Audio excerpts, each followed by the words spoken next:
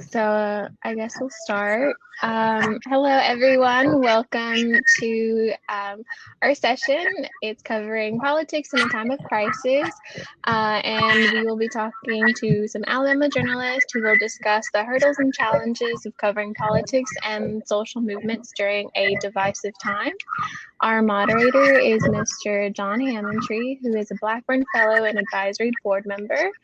He is managing producer of Recon at AL.com and a member of the Alabama Media Group editorial board.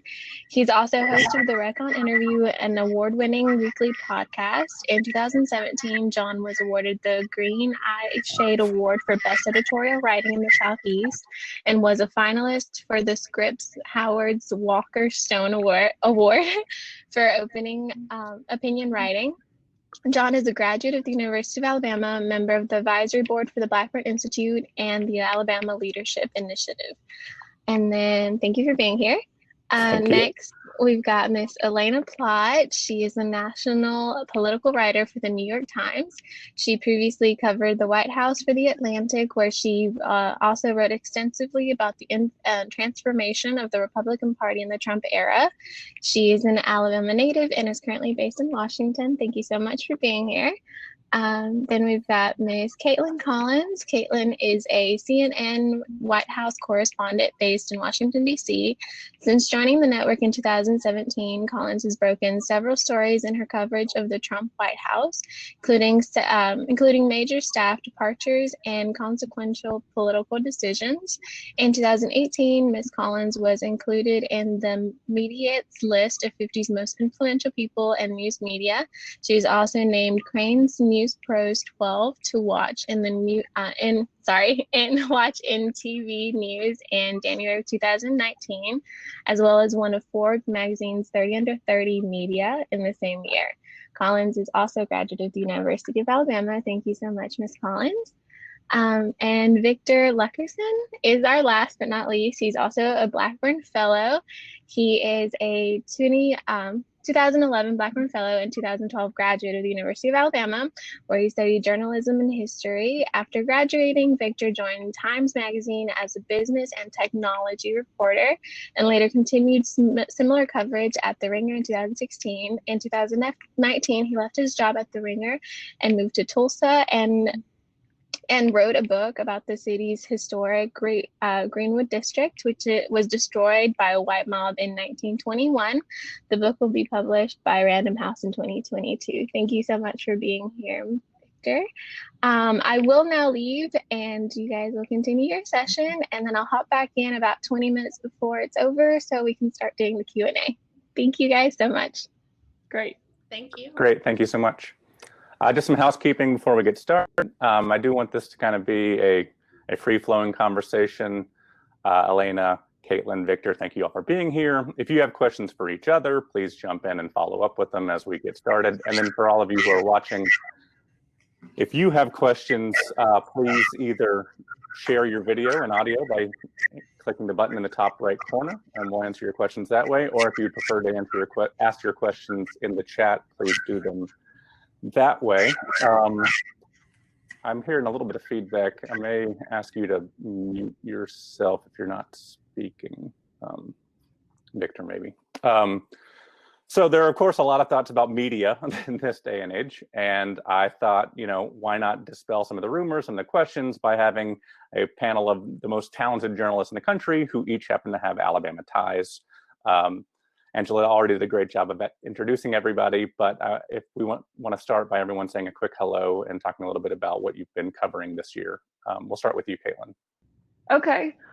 So obviously I cover the Trump White House, which has no shortage of news on any daily basis, but especially not over the last week. We just had the Republican convention finish on Thursday. So it was a lot of late nights. Of course, the speakers go very late into the evening. And then yesterday, we kind of got a taste of what the next 70 days or so are going to look like before the election. We went to New Hampshire for a rally. And what's been so interesting, we knew this was going to be a crazy election, but we're seeing how it intersects with a pandemic and what it's like covering an election during a pandemic. And, it's on display last night when we're at an airport hangar in New Hampshire. And some people are wearing masks, some people aren't. It's this big divide over whether or not you're doing that. And so that's what's been so fascinating over the last several weeks and months really, is watching how that's playing out during an election. Elena? Hey y'all, my name's Elena. I cover the White House for the New York Times, but also just the Republican Party more broadly. I would say actually beyond the White House, my focus is more on the campaign trail and actually talking to voters. I was live blogging for the New York Times the entire week during the Republican National Convention, which meant that I actually had to watch every single moment of it. So I'm apologies if I sound a little fried at any point, because I certainly feel that way. But I've just been with the Times since December. Before that, I was actually covering the White House full time for the Atlantic. So yeah, Trump has been kind of my focus for much of this administration, and I'm excited to talk more about it. Thanks, Elena. Victor? Hey everybody, I'm Victor Lugerson. I am a freelance journalist living in Tulsa, Oklahoma, working on a book about the history of Greenwood and Black Wall Street, as was mentioned earlier. I'm not really a political reporter and have no interest in writing about Trump, but he came to me over the summer. So I was here during the Trump's first rally post-COVID around Juneteenth and covered that for the New Yorker and for the local Black newspaper, the Oklahoma Eagle. Thanks, Victor. When I pitched this panel to Blackburn back in March, one crisis had started, the pandemic. It certainly seems more appropriate now to refer to this as covering journalism in a time of crises. Everything is compounding all at once.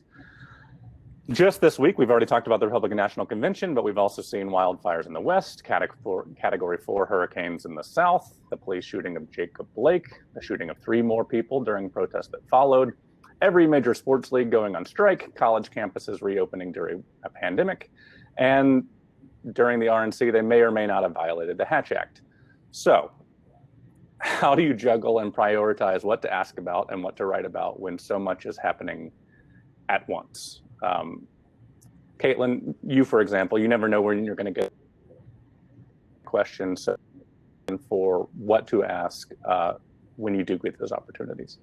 So you never know when you're going to get that opportunity, but even more so over the last several months, because he has been doing these near daily press conferences, which he was not doing before.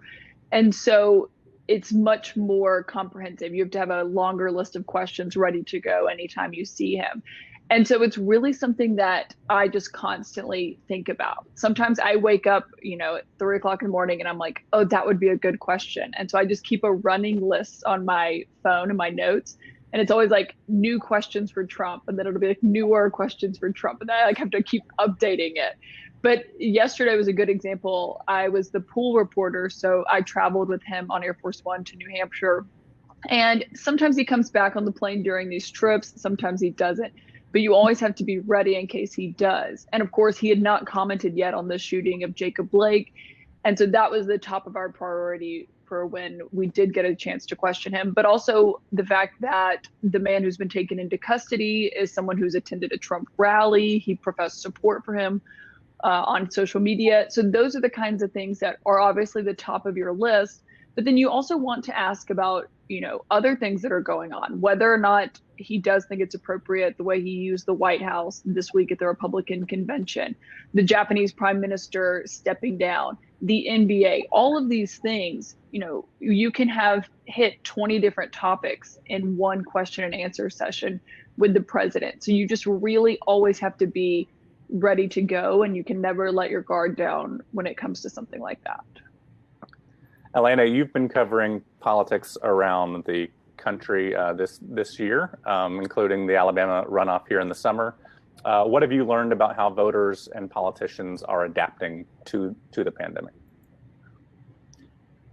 I would say actually the RNC this week was a good way for voters to gauge the extent to which I think the Republican Party right now would prefer that voters only view November through the lens of pre-pandemic America. I would say that, one of the most recent pieces I did for the Times, a daily piece, not a magazine piece, was about suburban women in Arizona and how fewer and fewer of them, even if they do have conservative inclinations, are, feeling pretty disenchanted by this president, even those who were kind of willing to gamble on him and give him a chance in 2016, because the number two issues for them right now are coronavirus and education, and specifically education within the context of the coronavirus. And I would use that as an example insofar as when you heard education mentioned this week at the RNC, it was in kind of a broader terminology about things like school choice, in a way that we might have heard in the 2016 convention, the 2012 convention even, which is to say that always in such a way that felt quite divorced from the reality of how most families are actually confronting the topic of education right now. So I would say that talking to voters post DNC, post RNC, there seemed to be more of an appreciation for the former, how it actually seemed to confront the reality that most Americans are facing right now with regard to kind of these different facets of American life, because the pandemic, of course, is touching everything right now. And it's not very convincing to the average American household to say that you should only view November in the context of what your life was like before this started, because really this is all anyone can think about right now, and rightfully so. Great. Victor, you are about as far away from Washington as possible in a completely landlocked state. And as you mentioned a minute ago, political coverage followed you there. You did find yourself in Tulsa in the middle of the George Floyd protests. Trump had scheduled a rally originally for Juneteenth. He rescheduled it, but it did take place near Black Wall Street. Can you walk us through what that coverage experience was like on the ground? Sure. I think for me, one of the things I was really focused on, and in general, the way I approach a lot of my reporting, is how are these large institutional forces affecting real people on the ground in different communities. So I was very interested in what the Black community in Tulsa felt like about Donald Trump coming here. So, I was out there with the protesters when they shut down the highway after George Floyd was killed. That was the first time that ever happened in Tulsa. We've seen throughout the country a lot of places having much more intense protests. A lot of places far removed from the coast having very intense protests, which is unusual in the United States. And then going forward, when Trump announced, one of my focuses was just sort of understanding what the people who have been here think about him coming here. So, for example, on the day that he was here in Tulsa, I was actually in Greenwood with the community members who had covered up the Black Wall Street Memorial because there was a rumor that Mike Pence was going to come to Greenwood to do a photo op. And they really didn't want him to be able to leverage that history and that imagery for his own political purposes. So I was there when they were covering up this memorial with a tarp, which had never been done before. And, my reporting ended up sort of really expressing what their perspectives were about this international event that had arrived on their doorstep. So for me, I got a lot of interesting perspectives, kind of looking at it from that ground level view, I guess. We have a question from Mary Eliza Beaumont. I hope I got your name right, Mary Eliza. How do you feel about the 24-hour news cycle and how it has affected the way Americans take in and expect fast news? Also, as reporters and writers, do you like the 24-hour news cycle, or is it taxing? Certainly feels like an appropriate question for this week. Anybody want to jump in? I'll say yes to all of the above, especially given CNN, we're on air nearly 24 hours a day. And so you really do feel this pressure with the covering the president, but really just covering anything, I think, in America right now, with the way it's really all encompassing. Like you were saying at the beginning of this, whether you're a reporter in Louisiana or you cover the NBA or you're in Oklahoma, Trump is everywhere and the national conversation is happening everywhere. I think the hardest thing about covering it is that there are so many important things happening at once, and you don't want certain things to fall to the wayside because the president is commenting on one thing specifically. And that's just the challenge of making sure you balance it all. and you've got to pick, you kind of have to triage it and decide what's the most important, focus on that. But there are always, half a dozen other topics that are so important to so many people, and you don't want to get distracted by those because the president is being critical of XYZ on Twitter. You have to find a way to balance all of it and really take a step back. And like Elena was saying, look at what's important to voters ahead of the election in November, because that's really what's most critical. And that's why we are doing what we're doing. Yeah, I think it's also interesting. I mean, certainly as a local journalist, the 24-hour national news cycle kind of creeps over into our day-to-day work, where I notice a lot of local journalists feel like they have to either share or have opinions about or insight on national events that are happening in the 24-hour news cycle, and so it's very easy to find yourself getting sucked into Twitter.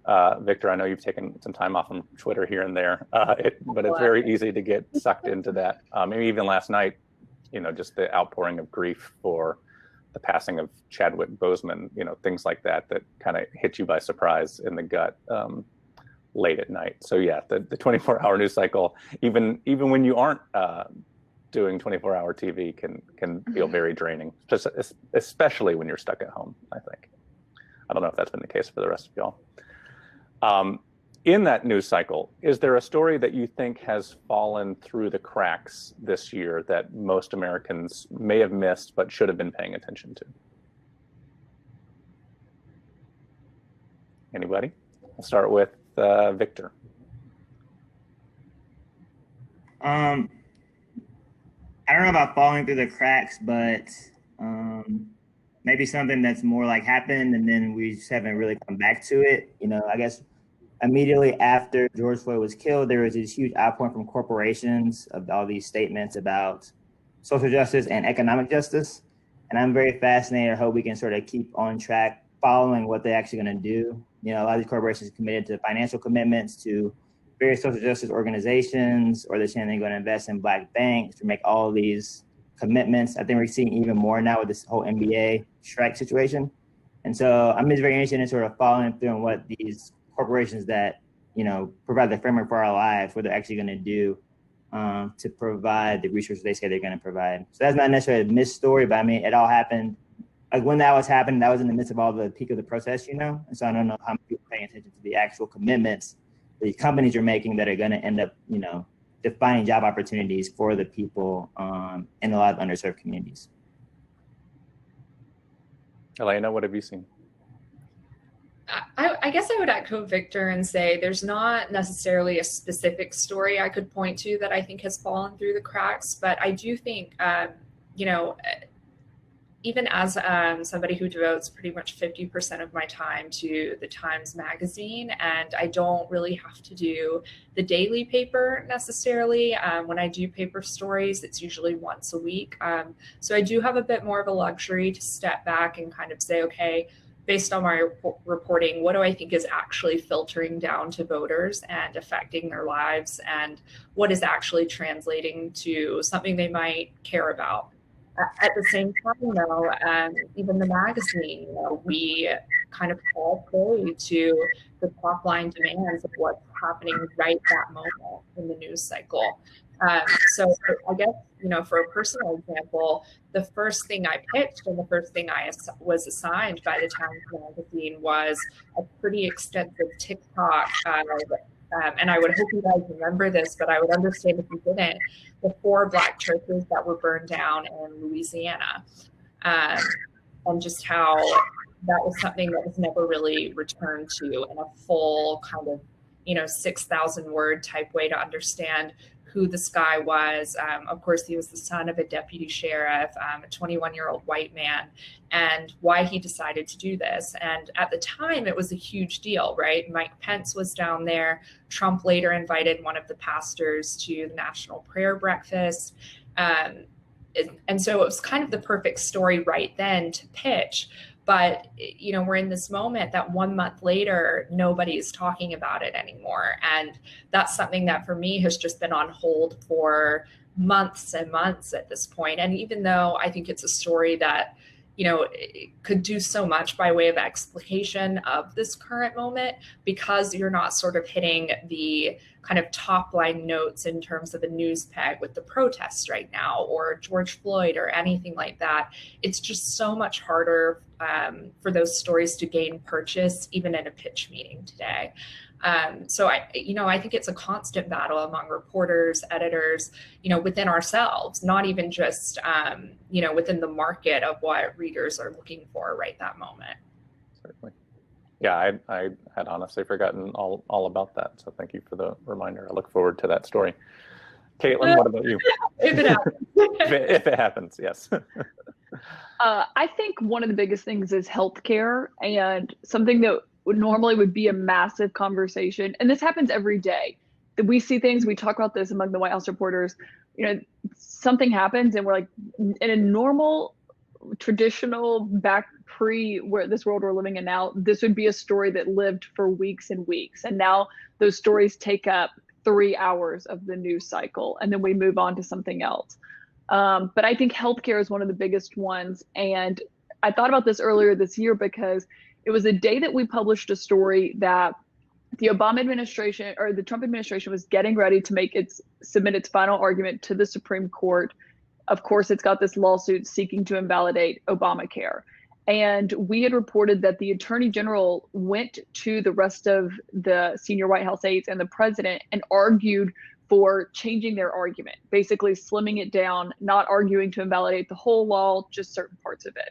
Very significant, and would affect a lot of people, because he didn't think that they could win with the argument they were putting forward now. But instead, they went ahead, full argument, and now they cannot change their argument when it does go before the Supreme Court. And that could really make a difference in whether or not they win this case. And it's incredibly significant because the outcome, of course, will determine whether or not people have health care. And it's something that, because I remember it came during a week when there were like several other stories that it wasn't something that broke through.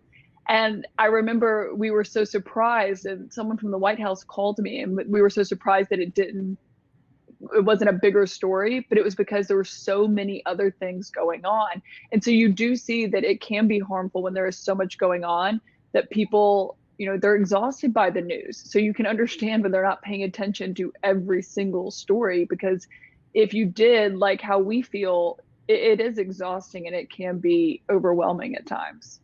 And I would add to that quickly that the Trump White House knows that too. I mean, it's certainly something I think senior White House officials are aware of. And it's certainly a reason that the phrase Friday news dump is just so endemic, especially with this administration.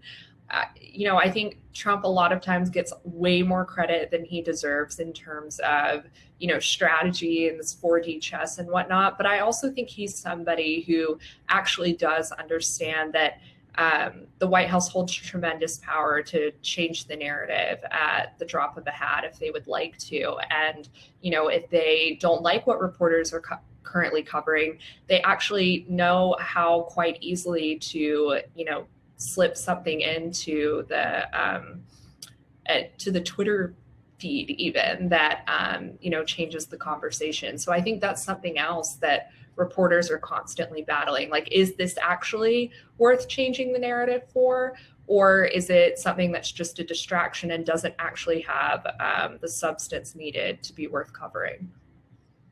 Yeah, that's a great point. Heather Gann asks, how does it feel to be a journalist in an era of so much distrust of the media? How do you operate under that lens? And I would just add to that question, you've each worked for outlets that have regularly been demonized by the president and other politicians. CNN and the New York Times in particular are often turned into boogeymen in Alabama. So how does that feel, both as a journalist, but as a Alabama citizen? Caitlin, I mean, you, for example, have been targeted by the president specifically on a number of occasions. What are those moments like?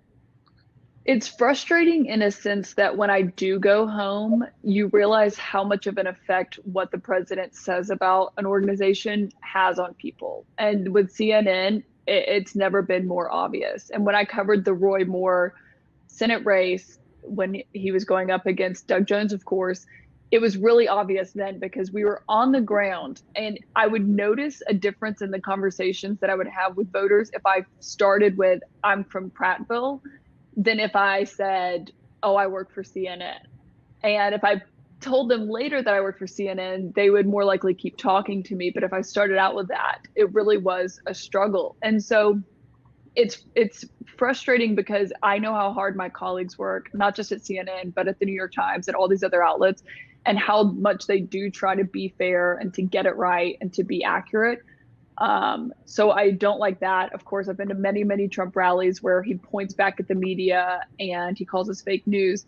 But I think one thing that voters don't always see from that when they just hear the president say that on Twitter and in interviews is that he actually does like the media, and he actually does care about what we say about him. And he's perfectly nice to us. And in New Hampshire last night, he was on stage and he was talking about how he is not getting enough credit for withdrawing troops from the Middle East, which he's done time and time again. But of course, there are still more troops in the Middle East than what he said would be at the end of his first term. And he called me out by name. He said, cover that, Caitlin. You should be covering that properly. And then he told the crowd, but we like Caitlin. So he says things like that. And then, he comes back on the plane and he wants to know, if I heard him say that. So he does have moments like that where behind the scenes, he wants the media's approval, and he does want to talk to the media. He is incredibly accessible in that sense. But I don't think that voters always see that other side of the president. They only see what he says in interviews when he's disparaging us and dismissing our stories, because he does think if he creates distrust in the media, when we write accurate stories about him, people will be less likely to believe them. Victor, you've written before on Twitter about how, early in your career, you weren't necessarily able to write about some of the topics that you were interested in, that you kind of got put in a technology and culture silo. Some of that has changed recently with your recent writing. Has that changed because you went freelance, or has that changed because the industry has changed in the wake of the George Floyd protests? I think it's kind of an intersection of the two. I had a big interest when I was at Alabama, had a big interest in writing about race and those sorts of issues. And then when I became a professional journalist, I got an opportunity to be a business reporter, having no experience in it. So I was like, get a national job, you gotta take it. And then that just sort of become, once you're on a track, that's your track for a long time, especially in the national media industry. So I really I felt like I had to quit my job to get out of that. I almost quit I used to work at Time Magazine. I almost quit that job to get out of that silo. And I took a job at the Ringer, and was sort of in the same silo. So after quitting, I did find it harder to land pitches before George Floyd was killed. And, after that happened, and after Trump came to Tulsa, I found that, I'm getting a lot of solicitation from editors who maybe weren't interested in talking to me before, So it's definitely a different dynamic, but I also sort of view the national media scene as one that's very transactional anyway. And my career is sort of, that's been my experience as a journalist in national media. So I guess I just view it as a phase in which I'm able to accomplish what I'm trying to accomplish. I'm make the best of it while I can, essentially. Elena, you and I have talked before about how a well-placed y'all or your Southern accent may get you access to some sources that you might not otherwise get as a reporter for the New York Times or the Atlantic, which sounds a little bit like what Caitlin was talking about with Prattville. Can you talk a little bit about your experience with that? Yeah, exactly what Caitlin said totally resonated with me. And yeah, I mentioned this, I think, exact anecdote on your Reckon podcast, but I think I was trying to do a story about the Michigan Republican Party. And I remember just in emailing the chairman of the county party that I wanted to look into more closely, because it was a pretty important swing county, just littering it with as many y'alls as possible that is still in treaty to try to email her. And, the email I got back quite literally said, normally I would never talk to a journalist from the New York Times, but I figured since you said y'all that you might understand the GOP better than most. I mean, just things like that. You're always looking for smaller ways to try to form a connection with voters so that they look past your media affiliation initially. But I guess I would add to that point at the same time, John, and I do think that this is important for viewers to take away. It's not just the right that you deal with when it comes to distrust of media. Because I cover the Republican Party, I would actually say it is honestly kind of half and half, the harassment I get in terms of the left versus the right, because there are a lot of people on the left today who see explication as normalization, if that makes sense, that in your role as trying to explain what Trump voters are feeling in a certain moment, or what a suburban woman might be looking for from a candidate right now, and why Trump may, in spite of everything, still be resonating. A lot of times people on the left are very trigger happy to say that in fact reflects your own views. And I think a lot of that is because that we've sort of, forgotten that there's any dividing line whatsoever between opinion and news. So a lot of people are quite happy to project your actual reporting. And oftentimes when you're actually quoting someone else, to say that, you're using that as a Trojan horse of sorts to reflect your own views. So it does come from both sides. And it's something that, you're not just dealing with at a Trump rally. But Caitlin made so many great points. I would also echo that a lot of Trump voters, I think, especially from rallies, they love to join in the chants of fake news and enemy of the people. But when you actually approach them in the crowd one-on-one, a lot of them could not be nicer on an individual level. And a lot of times that's even if I just start and say, I'm a reporter here to cover this with either the Atlantic or the Times. I'd love to know what you think. It's funny because in the moment they'll talk about the media in a collective sense and say, oh, well, the media is terrible or whatever, but don't worry, I don't mean you by that. And they have no reason to say that. It's just on a one-on-one level. I think it's kind of like Trump. They kind of lose their desire to be rude and confront you in a sense, and just kind of want to have a normal conversation. So I think a lot of it is getting kind of spun up in the excitement and of a rally and feeling like you're doing what Trump wants. When, as Caitlin said, when you actually interview Trump one-on-one, I remember the first time I did that in the Oval Office thinking, how is this the same person? I mean, I remember walking away thinking that could have just been like a nice older man that I ran into on the metro or something. I mean, the tone was just entirely different. The willingness to engage was entirely different. And then I think 5 minutes after I left the Oval, he tweeted something insane about crooked Hillary. So it's just like the dissonance was right back where it was. But I do think that there is quite a gulf between those public and private personas with regard to the media.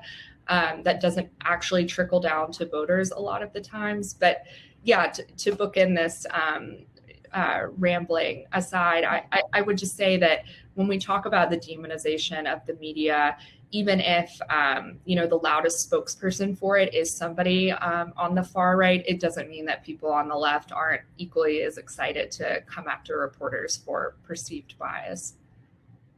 We have a lot more questions from people watching, but before we get to some of those, I also want to acknowledge we have a lot of student journalists who are watching, and they've been doing a terrific job covering the University of Alabama as they returned to campus during the pandemic, really kind of holding the administration's feet to the fire, speaking truth to power.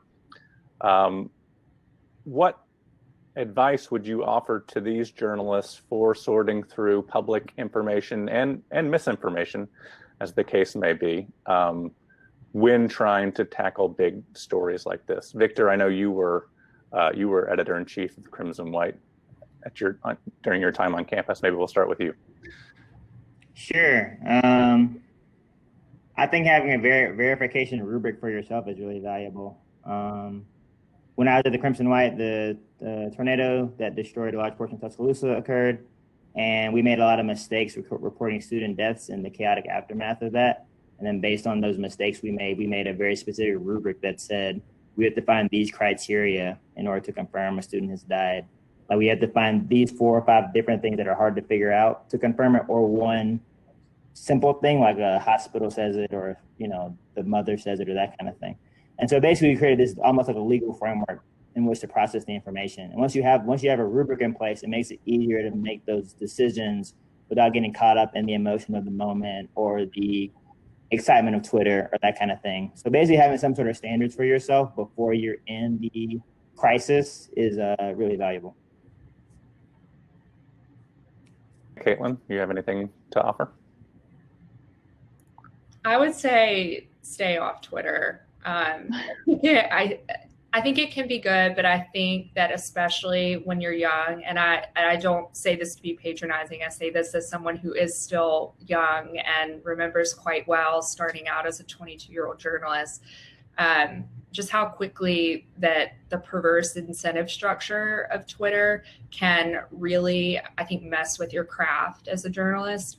I think Victor's points were all really great. I think that with such easy access to 280 characters or whatever it is, to really kind of tweet out any tip you've just heard and immediately rack up 10,000 retweets for it, depending on whatever narrative it confirms or goes against at the moment. I mean, that is such a sugar high as a reporter. You get really excited in those moments. And I think when I was 22 and 23 starting out, and I did have some of those moments, breaking stories when I covered Congress initially, I mean, you just want more. You're just always looking for the next one. But I do think it caused me early in my career to not do the, triple checking and just being, as sure as I could that what I was reporting was as true as possible. There's that famous cliche saying in journalism, if your mother says she loves you, check it out. And I really do believe that. And I think that, Twitter and the opportunities it affords for journalists to kind of get your name out there immediately does kind of you consciously try to circumvent that in some ways. And I would just say that, if a story feels too good to be true, then it probably is in some cases. And just, check, because you would so much rather, be the 4th person to get a story, but be dead accurate than be the first one and be wrong, because that's all people remember at the end of the day. And it's just, it doesn't feel great. So I, just keep that in mind from the beginning. Great. Caitlin, what about you? I definitely agree with that last point. And I think something I've encountered, especially covering Trump, is people want to see stories in black and white. Whether they like Trump or they dislike him, they want it to be, he did this because of this, and this is the result. And sometimes there's a lot more gray area. There's a lot more nuance in those stories. And you have to make sure you are being fair and that you are explaining why this person was removed and this person is trying to craft the firing is this way. Those are things that are really incredibly important. The stories often are not black and white. There often is a lot of nuance in them. So I think that's a good thing to keep in mind while you're reporting. But I think as a student journalist, the best thing that I did when I was at Alabama was I developed relationships with my professors, ones who I thought were really good teachers and very impressive, and actually took the time to review your work properly and give you good feedback that was instructive. Those have been the things that have served me the best, even, at 28, now that I live in Washington and I'm working for CNN. I still go back to some of those professors when I have a problem with something or a question about a way I should approach a source or a story. And they have served me so well throughout my career, especially when I first moved to Washington. And I think that that is something that's invaluable. And as a student, you get caught up and you've got deadlines and you have other classes and you have your friends, but really taking the time to make those connections and those professional connections is so important and can help you so much, even when you're long gone from Tuscaloosa. We have a question from Alex Smith. Without considering political divides, which news and social media components of the Trump presidency will carry over into future presidencies? We saw some people speculating that maybe all future political rallies will take place at the White House now. So things like that. What are some norms that may have been broken that may carry over into future presidencies? I think we might see the White House be used again. I think people may be hesitant. I think maybe it'll swing in the other direction when the president is out of office, depending on who comes after him. I think one thing that the news media does that will carry over for whoever is president next and after that is fact checking in a way that we have not seen before. And of course, it's always been reporters' jobs to report on what's going on, to say, here's what they say that's going on and here's what's actually going on. But I think the level of fact checking has increased so much since Donald Trump took office. And it's not just being used on him. It happens when more liberal lawmakers speak, or really anyone. And I think that is so important. It's such a good component, especially during a pandemic like this. You see certain governors making statements on a daily basis and trying to frame their response in a certain way. And it's really important for not just reporters in Washington and DC, but in those states and on the ground to make sure that just because the governor is saying this is not necessarily an accurate portrayal of what's happening. And when it's a pandemic, that is life-saving information. And so I think that will be one really strong thing that remains even once Donald Trump is out of office. Yeah, I think that sounds right. Elena, Victor, do y'all have anything to add to that? I would say that I think the expectation of transparency will actually be a positive that comes out of this administration. You'll recall that the Obama administration pledged to be the most transparent administration in history. And I've talked to, I was in college and high school for the Obama presidency, but I've talked to reporters at the Times who covered the Obama White House, and they said it really is just night and day when you compare the Obama administration to what it means as a journalist to have such an unfiltered Twitter feed from the leader of the free world. And, that has caused a lot of problems in a lot of ways, just from the perspective of citizenry. But I think as a reporter, there is something pretty remarkable to know exactly what the president's frame of mind is when a certain piece of legislation goes through or when a certain piece of news is broken. And I would have to say that, and I think rightfully so, reporters will demand more and more insight into a president's line of thinking in more and more moments than just when the White House decides to put out a press release about something. And I think, demanding accountability in that respect in a transparency sense is something that will hold pretty strong in the aftermath of this presidency. Victor? Sure, I would just say I feel like the politicization of all aspects of life will continue. LeBron James is a political actor now. Every movie star is a political actor. Like every aspect of life you look at has that infused in it.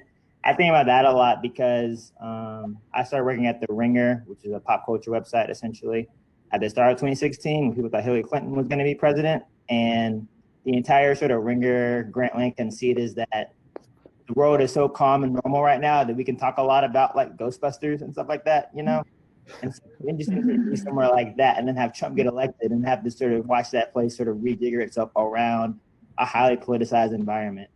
And so, part of the way you do that is to analyze movies, TV, sports through that political, racial, gender lens. And I think that's going to continue to accelerate, no matter who's president next. I think young people are process all that kind of stuff via their politics and their identity, as opposed to a break from those experiences. Yeah, that makes sense. Elena, Ben Leonard would like to know if you could talk a little bit about your process and what you learned while reporting and writing the Fall of Jeff Sessions piece. And I do want to do a quick plug for the Reckon Interview podcast because she and I talked about that at length. So if she doesn't answer it in full here, you can go listen to 45 minutes of that later. What did I learn doing that?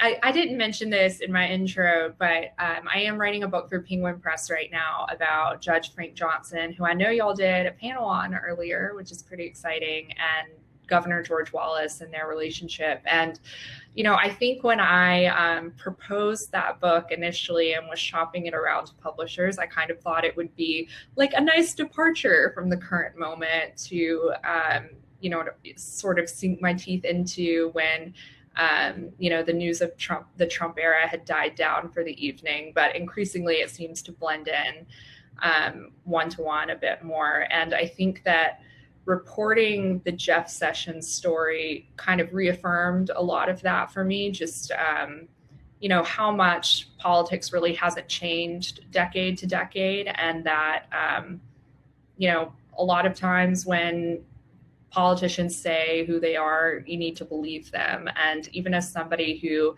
was born and raised in Alabama and knew a lot about Jeff Sessions going into that profile, I think even as a journalist, there are a lot of times when you kind of, there's some benefit of the doubt in the back of your mind where you're saying they can't actually believe, you know, everything they're saying, or the extent to which they say that they align with, say, Trump's immigration policies, or the extent to which they actually believe that a zero tolerance immigration policy, as Jeff Sessions affected as Attorney General, is actually a moral good for the country. But when I sat down and interviewed him for 2 hours at a Ruby Tuesday in Bay Minette, Alabama recently, he made very clear that he, you know, he does in fact deeply believe everything he says. And I think for me, it just, it really reaffirmed, you know, not just in the South, but covering Congress, and you see this in other politicians too, that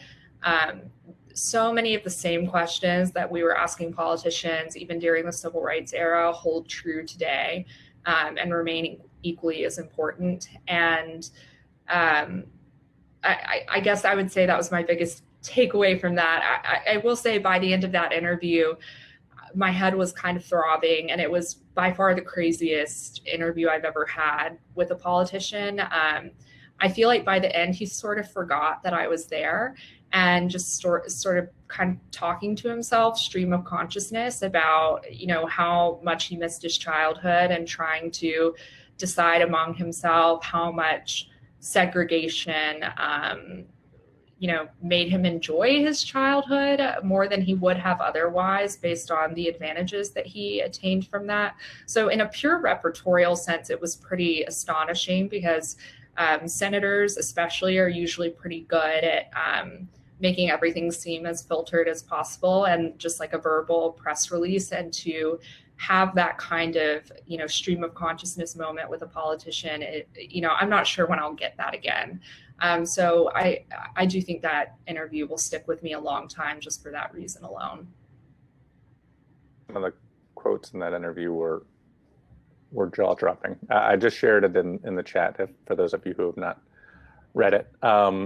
Rebecca asks, as journalists working across different platforms, how do you measure the impact of your stories? That's a great question. I can jump in on that. Yeah, I mean, I think there's obviously, you know, the knee-jerk hope that you just get a lot of views on a story. I blessedly don't have access to that platform on the New York Times as I did at The Atlantic. So I kind of rely on my editors to tell me if a story, you know, really, really popped. But I would actually say more and more, I really rely on the feedback of readers in an email form to know if a story has really broken through, which is to say, not just like which kind of famous journalist commented on a story on Twitter, but which just normal readers had really thoughtful responses to it, whether they're criticizing me for it or saying something they appreciated about it. And believe it or not, you know, I get really kind of terrible emails that I could never read aloud on any platform, but I also get a lot of really thoughtful feedback too. So I think, you know, the Sessions profile is a great example where I got a lot of really long emails from readers saying what they took away from it. And to know that, you know, a story has touched a reader such that they feel like taking the time out of their day to do that, I think, you know, means a lot. I think at CNN, it's a different view because we have stories that are online, which we have a very widely read website, but of course, people primarily view us as a television channel, obviously. And so our view is, will this make TV? That's really how we see things. And so we have some stories that are, it's a really good look inside the communications team inside the West Wing, but that's such a Washington story and like something that people who live inside the Beltway want to read. But then we have other stories that, like in May in the pandemic, when the president's personal valet, the person who handles his food and his clothes and walks with him from the residence of the White House to the Oval Office, tested positive for coronavirus. And it was something that was kept very hush hush inside the West Wing, but obviously it was significant because it was someone who is interacting with the president on a daily basis when they were not coronavirus testing on a regular basis, that had tested positive. And so that was a story that I remember it came together really quickly and we broke it that morning, but it was something that led every news show that night at the top of the hour, which is when you know it's a massive story. And so that's really the way we view things. It's how much of an impact does it have on other platforms, and how do we as CNN handle it in and of itself? That really depends on, how wide is the audience for this story and how big of a deal is it? That's how we view it, really. Victor, as a freelancer, you obviously don't have access to a lot of the metrics of your stories being published. How do you gauge whether or not your stories are successful? I'll say two different things. Metrics wise, I have a newsletter that I write about Black history, mostly about Black Wall Street. And so for me, getting people in that newsletter is my number one priority as a freelance journalist. Those are people that I feel like are going to be avid readers of my work, possibly want to buy my books later. Like that's like the group of people that I'm trying to appeal to. And I have a plug for my newsletter at the bottom of all my stories that are freelance. So that's a good sort of metric of like, oh, this story must have been read by a lot of people. A lot of people signed up for the newsletter. I wrote a story that had nothing to do with Black history about masks in Oklahoma in April. And I got like more than 100 subscribers, which says to me that lots and lots of people must have read that story if they're signing up just to learn about a totally different topic from me.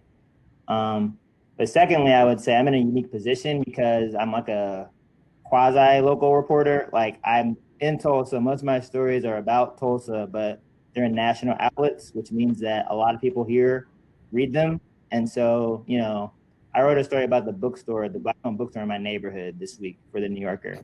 And I'm going to be going to the bookstore, this week just to chill. So story, I'm going to hear about it from her. So I think that's kind of a unique position that, I remember having that experience in school with the Crimson White, but I hadn't really had that experience working in national media for the last several years. So it's been interesting to sort of be back in that situation where when you write something, the person's like going to be looking you in the eye the next day. But that helps keep me, I think it helps keep me a little bit more, I don't know if humane is the right word, but when I was at the Ringer, I became a much snarkier, internet-y kind of writer, And I think when you're doing local journalism, it just doesn't make sense when you got to face the person the next day. So that's a good segue into Chris Sanders' question. Will the growth of remote work during the pandemic lead to more opportunities for journalists to cover national politics and policy issues without being based in New York or Washington?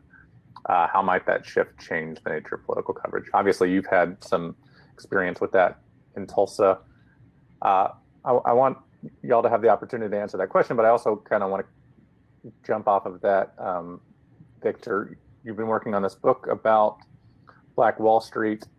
What have you learned through that process about how maybe both national and local journalists maybe failed in terms of coverage of that specific story of the Greenwood Massacre? Well, from a historical perspective, on the local level, the story was basically obscured so the massacre occurred in 1921, and starting in about 1922, local media just obscured the story. I just heard an anecdote from a woman whose father survived the massacre, and she went to the Tulsa World, the local newspaper, in about 1960 to do a book report in 7th grade, and they said they had no files on the event. They just told her that when she went to the office. And so, that conspiracy of science idea is real and it happened here. That's sort of, I guess, the historical perspective on it. I think today when you sort of see how things are playing out, I think there's I guess there's definitely a challenge in. I just put it this way: I was a journalist who would go to different places a lot for several years, and so you go somewhere, you have a week to figure it out. You have to find the people to talk to and sort of put it all together really quickly. I've done those kind of stories before. I know the challenge of those, and when you sort of know what that experience is like, and then you're here and you sort of see the way that the people who are here experience that. It's been very interesting to see. Some people are really excited about all the media that descend on Tulsa for Trump. Some people are really frustrated. Some people are saying they don't want these documentaries to come here and take advantage of, the trauma they've experienced here. And, I think I've sort of been privy to more of those variety of perspectives, I guess, having sort of living here and sort of seeing the way that they treat me more like a local, quote unquote, and maybe vent those frustrations to me when they wouldn't have if I was on the other side of it and coming to visit just for the rally or that kind of thing. Elena, we've talked before, if given the opportunity, you would do your job from Nashville or from Birmingham. Do you think that those opportunities are accelerating because of the pandemic?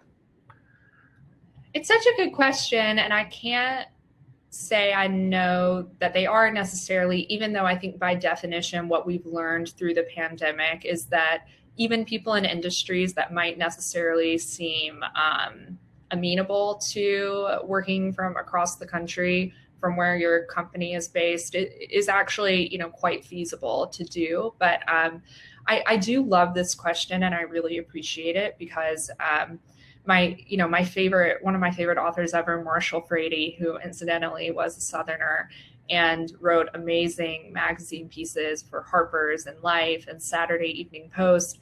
He wrote in a great anthology called Southerners, which I recommend for y'all to order. But he kind of wrote about this very question about why he did not live in New York and DC, even as his editors were kind of begging him to relocate to one or the other. And the reason he said he wouldn't do that is because even then, before Twitter, he kind of felt that when writers get stuck in those cities, that they start to write even subconsciously based off of what they hoped other writers would want to see in their work. And I think that's a really fair criticism of journalists in DC and New York, how a lot of times they seem to be writing for each other rather than the reader, which is to say what they hope that other journalists will find exciting or buzzy, as opposed to what the actual people they're covering, would want to see reflected as true in their reporting. And I think that goes back to Victor's point, when you're living in the midst of even just the region that you're covering, if you're, say, a Western correspondent for the AP or something, it's not like you just go there for 5 days, you get your quotes from the different people you need, and then you fly back to DC and you type it up, and you probably never have to see those people again.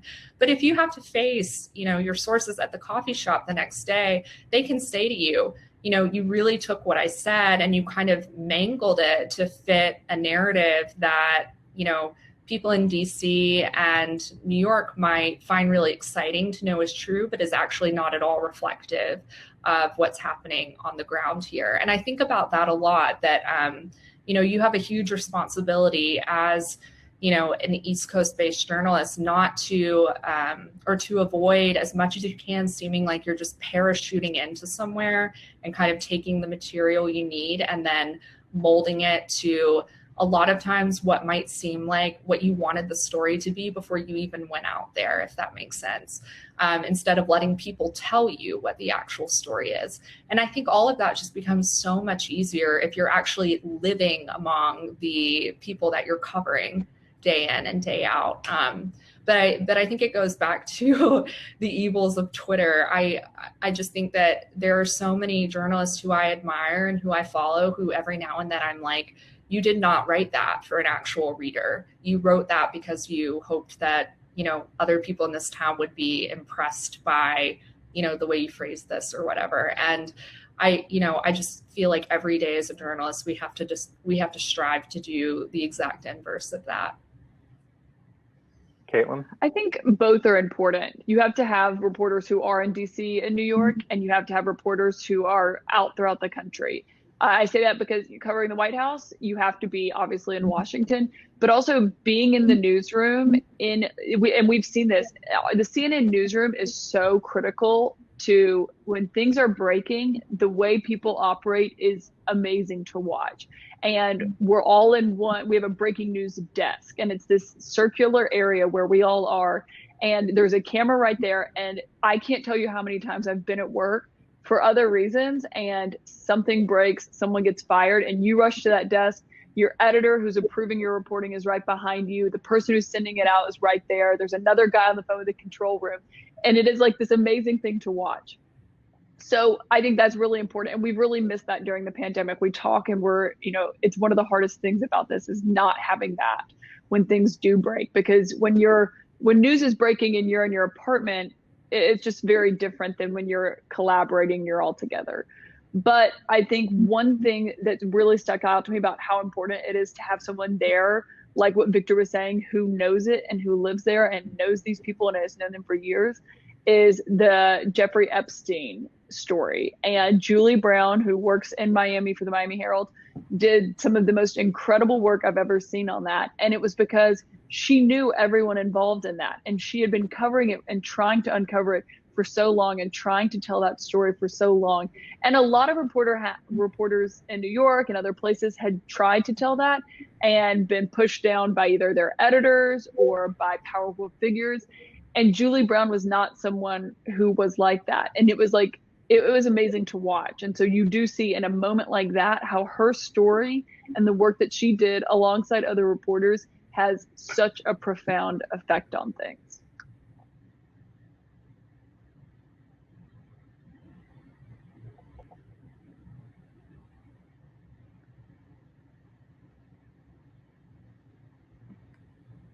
John, are you muted? Can I hear him?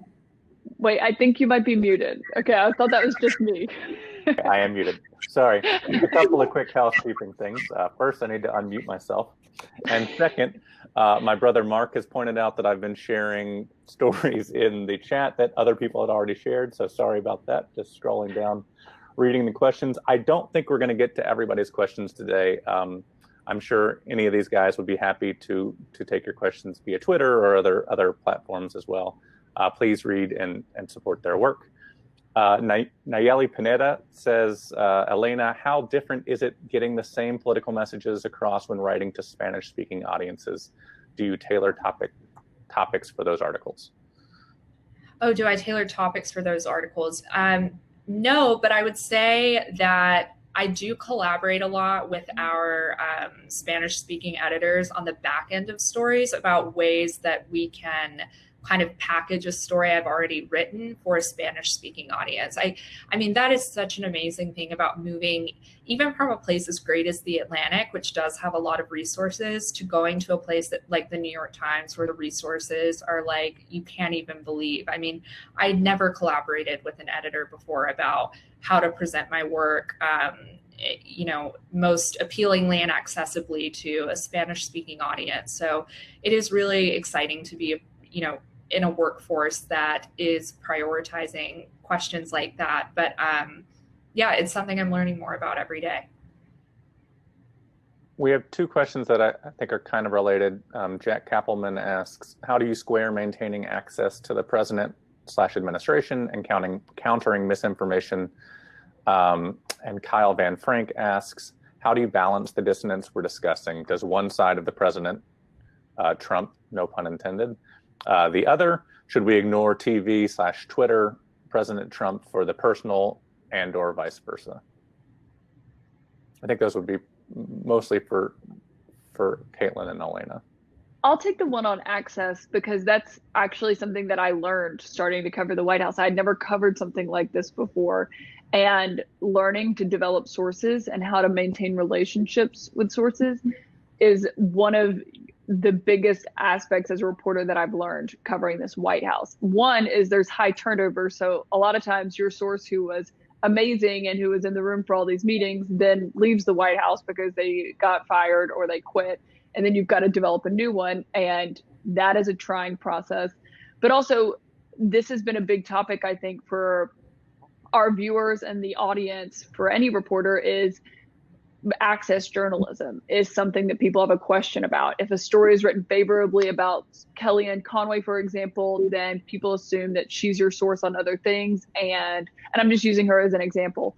And so because I've seen that with other reporters. And so that is something that's really important, is that you have to make sure, yes, you want to find out what was said in these meetings and what the president is thinking about something, but your loyalty is not to those people who work in the administration. It's to your viewers and to your readers. So if it comes down to it and it's someone who works in the White House that I have a good relationship with, but they become the news story, your loyalty is not to cover them more favorably. It's to cover them accurately and to cover them fairly, because you don't work for them. You're covering them. You're not working with them, alongside them. And that is something that is crucial to keep in mind, especially if you're a local reporter. That's a big challenge. That's what Victor said struck home to me, because I've talked to other reporters in Alabama. And if you are in Tuscaloosa and you're covering Alabama football, it's not always going to be, how I view Alabama football, which is, on a godlike status. You've got to be tough. I think it's all like that. I like that. Yeah. To Kyle's point, maybe Elena, this taps into what you were talking about earlier. When politicians show you who they are, how should people gauge President Trump? If he is kind and gregarious with journalists behind closed doors versus how he treats journalists, publicly. How should people try to square that, do you think?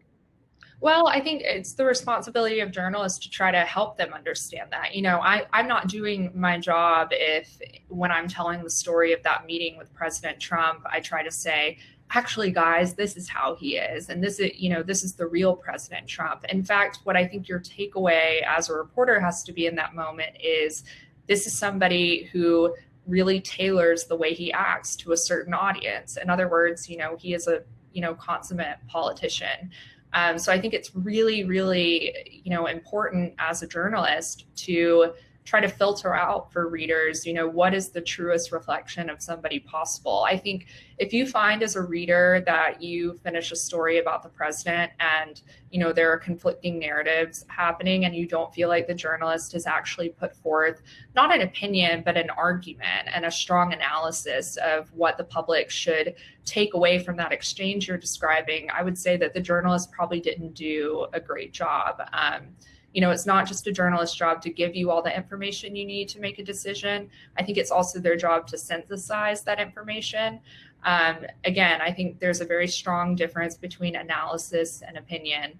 And if, a journalist is not, analyzing something strongly enough, I think that's absolutely a fair point of media criticism. And I would also say, to the point of access, which I think kind of ties into this, is that even White House officials who publicly, will say how much they hate the media or whatever, they ultimately will respect you more. I find this in Congress, everywhere. Sources ultimately respect you more, even if you've reported on them really, really harshly and brought something to light that they didn't want brought to light, if you tell it correctly.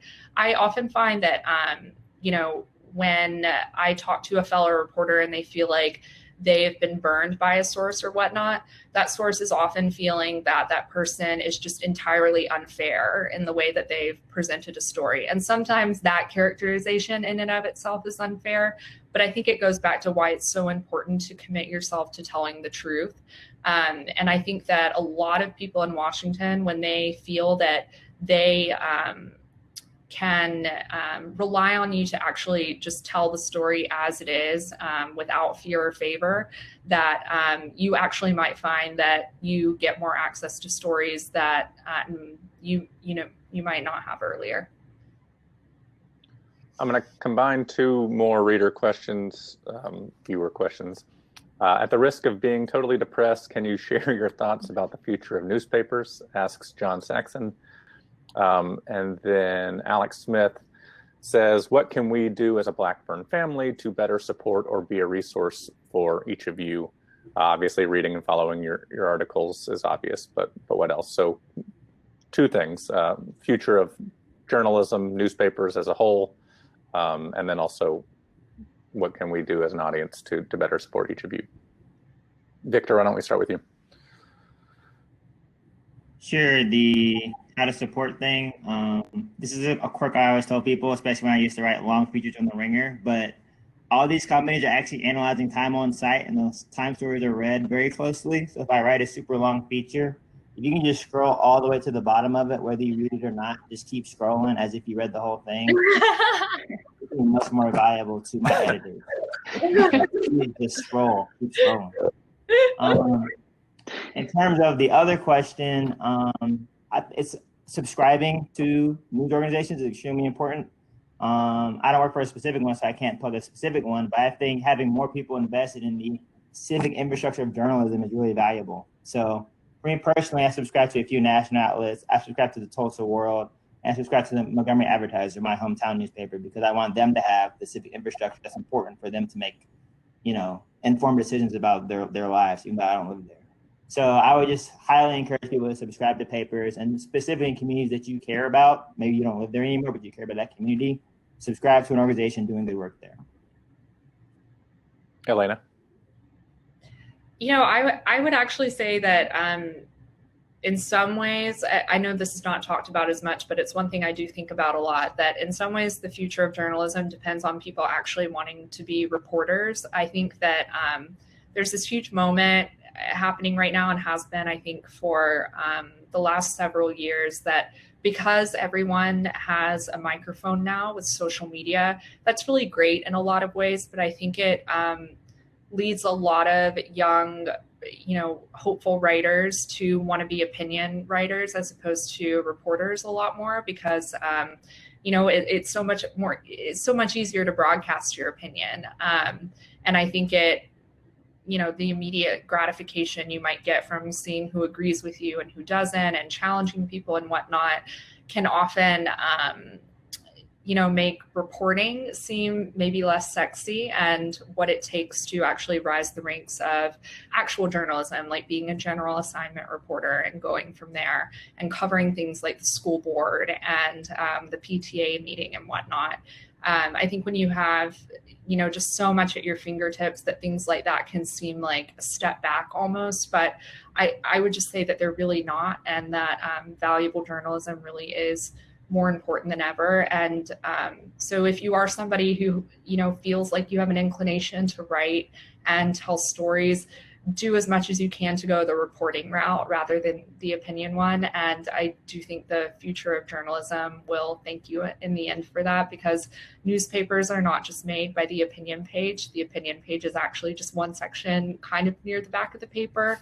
A1 is actually defined by reporting, and keeping an A1 means having as much reporting as possible. So as a young journalist, I would just encourage as many of you as possible to keep reporting, and that helps all of us in the end. Caitlin? I think subscribing. I get the paper every Sunday. I think that's really important. We always got the paper, the Montgomery Advertiser, every Sunday growing up in my house. And so even if it's just one day a week, I think that's important. Also, being careful about what news you're reading and sharing, and making sure it's legitimate, because in this age of disinformation, and what you read on your Facebook feed is not always accurate. And that is one of the biggest things that we've struggled with as reporters, is we have to be able to push back on this narrative that whether it's pro-Trump or anti-Trump, people come to me with all the time with the conspiracies that they've read on Facebook or Twitter that are not true, not even close to true. So make sure you are reading legitimate news outlets. Make sure you are reading from reporters who were on the ground or who actually covered this, and not just something that someone tweeted, especially in the age of QAnon and these conspiracies that we are seeing not just be fringe conspiracies anymore. They are taking a hold in what people are actually reading and looking at. And so it's so important to make sure you are being a responsible reader and vetting what you're reading, because it really does make a difference. And it's important to elevate real journalism, good journalism, vetted and thorough journalism, than just something that someone wrote on a website that you can post wherever and it just gets shared a lot. And I'll just, and I think this is something that each of you do a great job of doing, to the extent possible, share local journalism, subscribe to local journalism. You know, a lot of the work that these three tremendous journalists are able to do is able to build off of stories that oftentimes get broken by either student journalists or local journalists or things like that. And so, you know, as consumers, when possible, you know, sometimes you can click through links and you can find the local outlet that originally broke a story. It's not always local outlets, obviously, but when possible, you know, share those stories, try to elevate some of those voices. Because, you know, if to answer your question, John, if football doesn't happen in the fall, there's going to be a lot of local outlets that are really going to struggle nationwide, ours included. You know, we rely on a lot of revenue there, and so, you know, it gets kind of farcical to see people say things like, "Well, journalists are rooting against the football season." I think to kind of synthesize what a lot of these people have said during this panel, you know, presenting things as facts and having concern about the communities that we live in are not the same as rooting against something. So please support local journalism as much as you can. Yes, we definitely want college football. Yes, we all want college I'm football. Like, no. I live in Tuscaloosa. I need it for a variety of reasons.